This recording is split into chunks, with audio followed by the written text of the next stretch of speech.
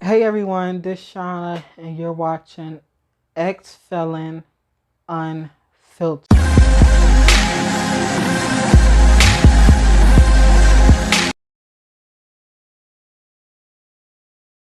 Here, we said our I do's, and now I am a wife going to prison the next day. To be there, if I'm not mistaken, before 11 o'clock. And we was catching Greyhound. So so after we got married and stuff, we came home. We went to bed. We didn't have no sex or anything. Yeah, so we didn't have sex or anything. We came home, went to sleep. I was exhausted. I was crying all day the day before. I was nervous. I had all these feelings. I was just going through it the day before. So we had to wake up. We woke up like 4 o'clock in the morning, washed up, got dressed. Um, we had we got on a bus and we got on the city bus, which is up there in Philly. So we got on the city bus and we headed to downtown to where you catch the Greyhound at. So we got our tickets. We got on a bus. Cause let me back up a little bit. Cause I remember, I had a wig on, so I took off my wig. I think I had nails on.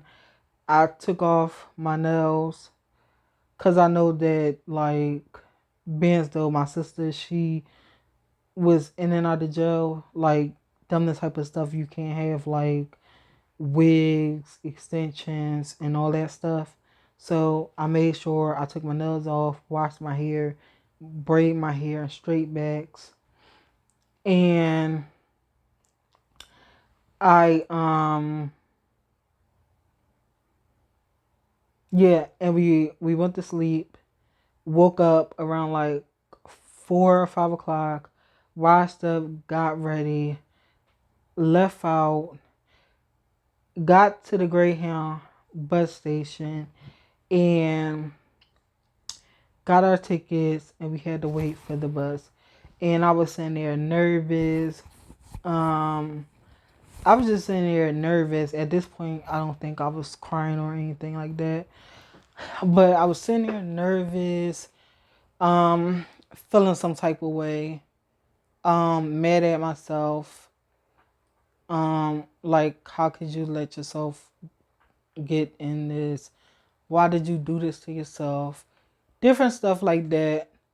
I was basically upset at myself, just mad, waiting for the bus. So when it was time for us to get on the bus, my husband, he was just going there with me and coming straight back home.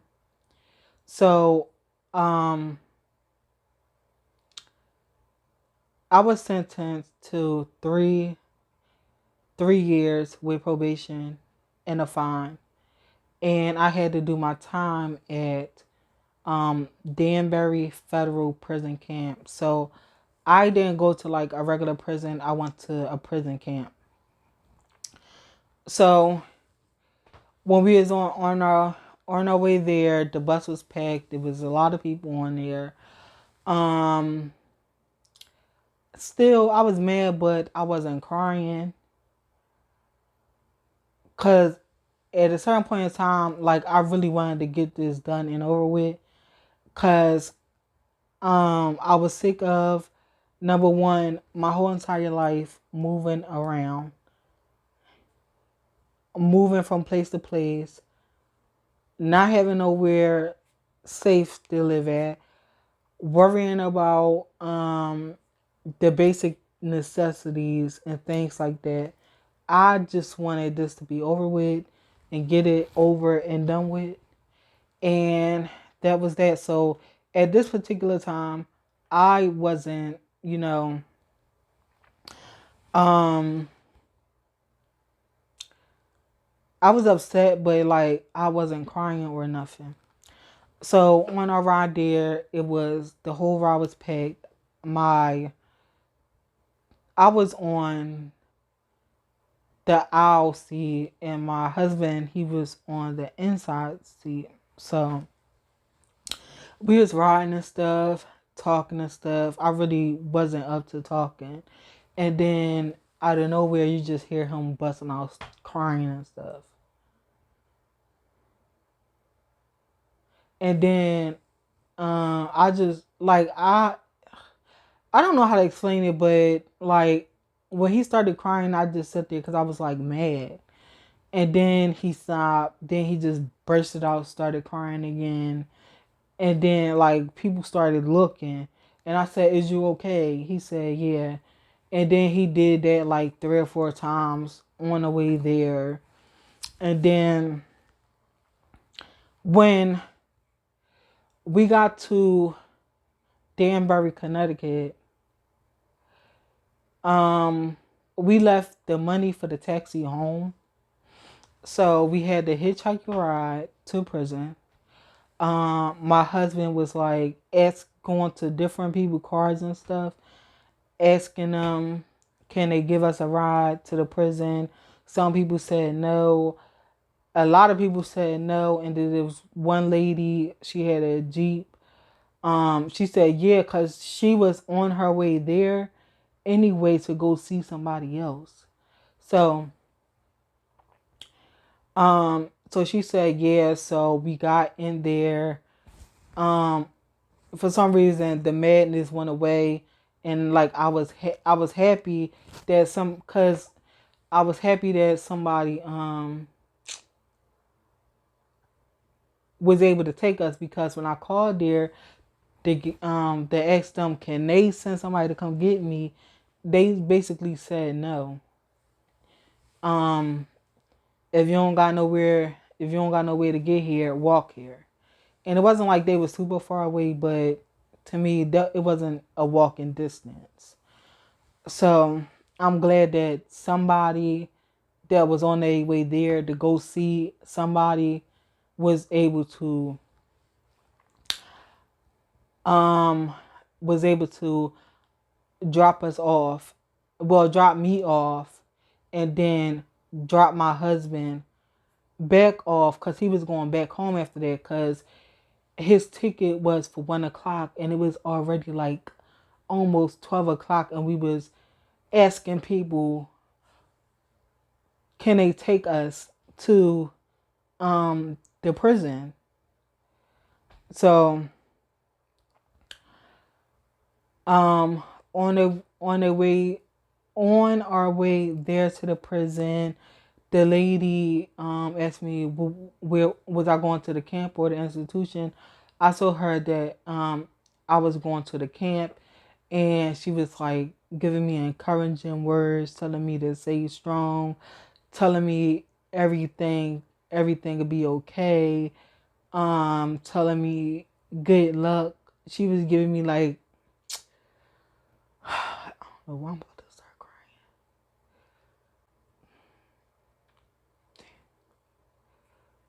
All these videos I did, and I get to this point where I start to cry.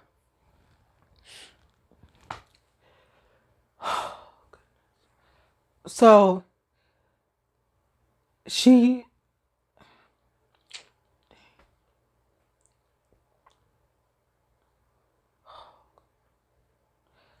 she was just giving me all these en- encouraging, um just saying all this encouraging.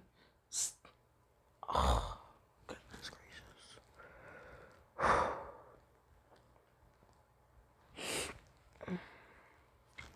Dang. I did all these videos, and now I get to this point and start crying. She gives me all these encouraging words and stuff as we ride in here, and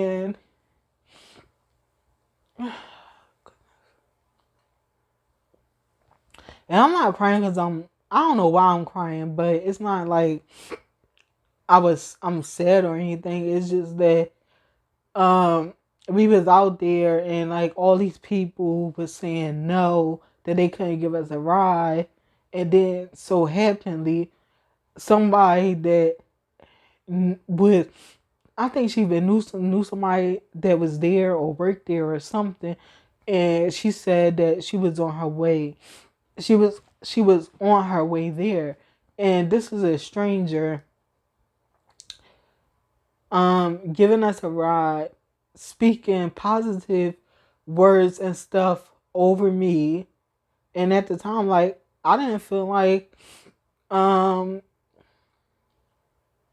I deserved that due to the stuff that I did, but she just spoke a lot of different um positive words towards me, and it just like at the time, being so I was mad, her speaking on words just made me feel so much better about even going there.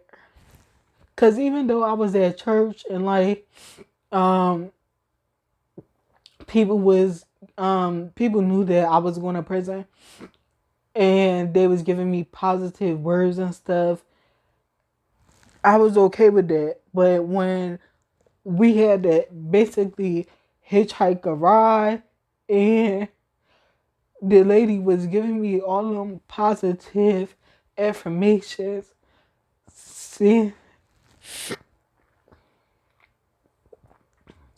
all these positive affirmations, saying that I'm gonna be okay, saying that it's not gonna be that bad.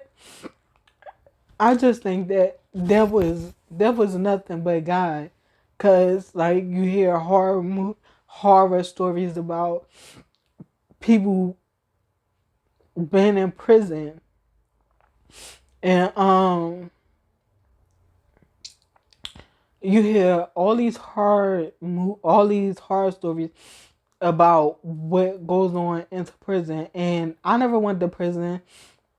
I mean, I did visit my sister from jail from time to time, and that was heartbreaking. Seeing her there, and it was embarrassing. And for her to let me know that I was, for her to let me know that I was going to be okay, I knew that was nothing but God. Cause this lady don't know me or my husband from a can of paint, and her and whoever she had in her, and if think it was like 3 or 4 people in there, for them not to know us, to speak positivity to somebody that's on their way to prison, um, it was just like me knowing that everything, me knowing that everything gonna be okay. And the whole way there, I think the ride probably was only like 15 minutes. And yeah, I think the ride was like 15 minutes. And she was just speaking all this positivity stuff. And my husband, like, cause being though I was already mad, I really wasn't talking that much, but she was talking to me and I was listening to her. And my husband, he was talking to her because he like more of a people person than I am. So the whole ride, she was like feeding me all this positivity. And even though I was still mad, I still was listening to her, and I still kept that. And I just wish one day that that I could say thank you to her. But I don't remember her name. I don't It was 10 years ago, so I don't remember none of that stuff. So when we pulled up to to the jail, Um, it was around like 12 something. So my husband, he had to hurry up and go back so he can catch the bus. Cause we didn't, we left the money that we had home. So it wasn't like, oh, he could miss the bus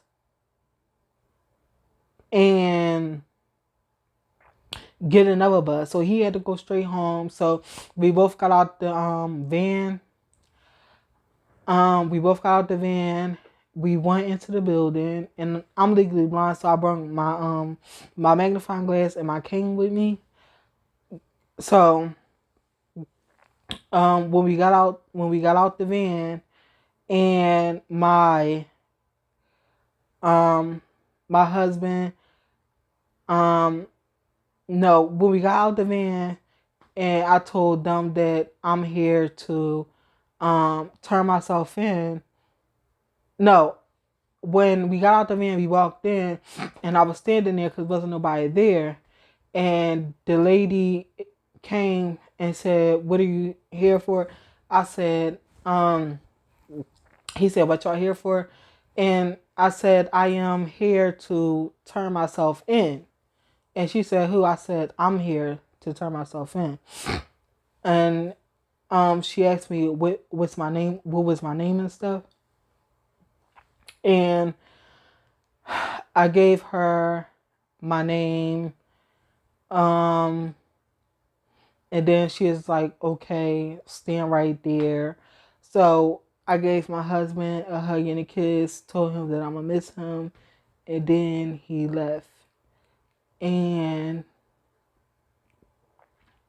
I was standing there.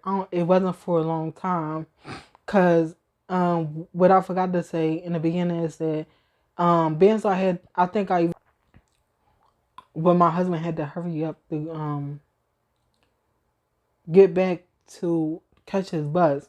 So the times in here might be mixed up, but whatever. So um so I had to get there, if I'm not mistaken, before 11 o'clock, cause they say if I got there um after a certain period of time, I would have had went to the shoe and had to wait for a bed in the camp. And the shoe was in FCI on the side where the women and the men at, over there somewhere. So when I got there, I gave my husband a hug and a kiss, and he left out because he had to catch his bus. And then I was sitting there waiting, and I was just saying to myself, this is it. And when the lady called my name, I walked into the door, and um I walked into the door, and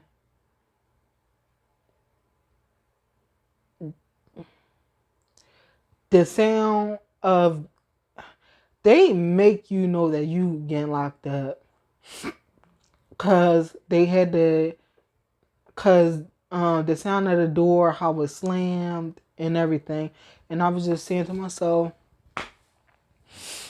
um